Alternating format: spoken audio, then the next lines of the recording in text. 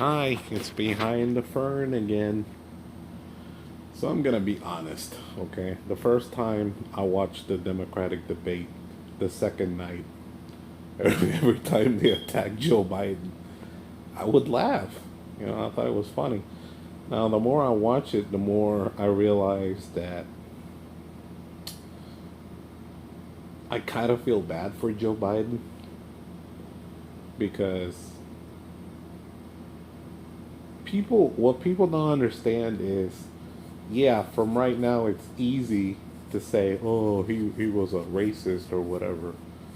We don't think about the time, like how it was back then. You know, you know how in the Republican Party they have neocons or paleoconservatives. They have the Democratic version of that in the Democratic Party. They had old school Democrats, Dixiecrats. I'm from the South. Okay. A lot of people down here are Democrats in name only. They vote for the Democratic Party. But are they socially accepting? No, they're not socially accepting. They only believe in the Democratic Party because maybe they believe in a bigger welfare program for people, a bigger welfare state. That doesn't necessarily make them culturally left if they're economically left. I mean, being economically left does not make you culturally left. Because I'm economically in the middle and I'm culturally way left. So, what does that make? That doesn't mean anything. Kamala Harris going after Biden, she did it to get brownie points. She did it to look good to her base and to look good to the Democratic base and the moderates. And oh, she's standing up. Dude, Kamala Harris, no.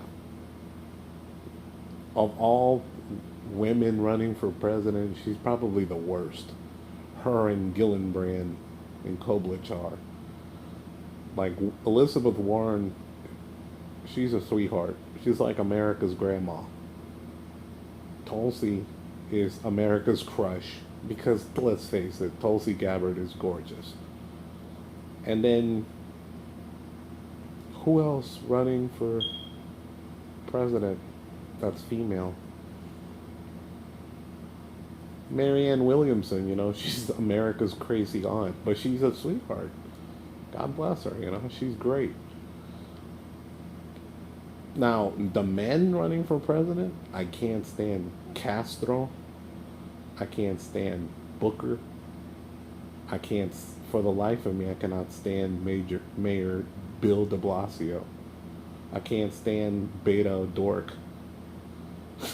I can't stand those guys. I like Yang. I like Bernie. You know. Michael Bennett is horrible. Steve Bullock is horrible.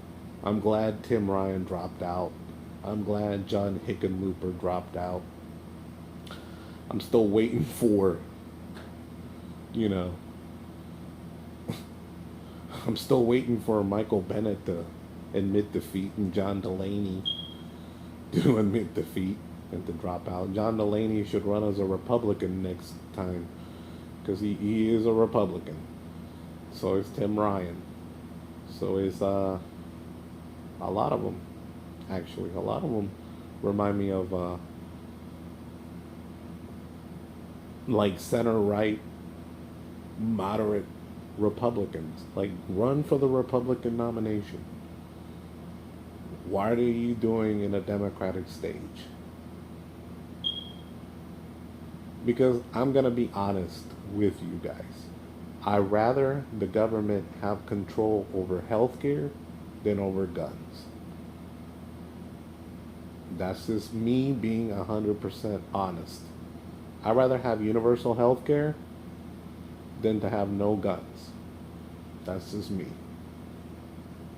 Now, you may not want either one, but let's face it, something's got to give with this healthcare. It's too expensive. There's no reason why people should be going bankrupt because they can't afford to go to the doctor. Well, they can't afford their medicine, for crying out loud. You know,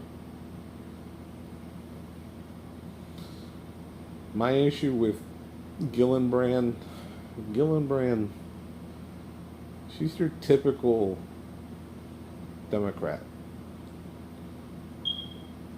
I'm gonna go after Trump. I'm gonna fight this, fight that. No, dude, you're gonna be a run-of-the-mill Democrat. Amy Klobuchar doesn't treat her staff very fairly, which is something I don't want the president to be doing. Saying Kamala Harris, because she's a liar. She said she prosecuted potheads and homeless people. She went after the banks too. Okay, she did one good thing. But I do feel bad for Joe Biden. Does that mean I would vote for Joe Biden? No. I feel bad for him. Joe Biden's... In fact, if it was Biden against Trump, now that election memes would be hilarious. Not only that, so would the debates. Because I could just see Trump calling him, sleepy eye Joe Biden, low IQ Joe Biden, 1% Joe Biden. And then Trump could do his typical, dig into the past. Oh, he was with segregation. Excuse me. Oh, he was with segregationists and stuff.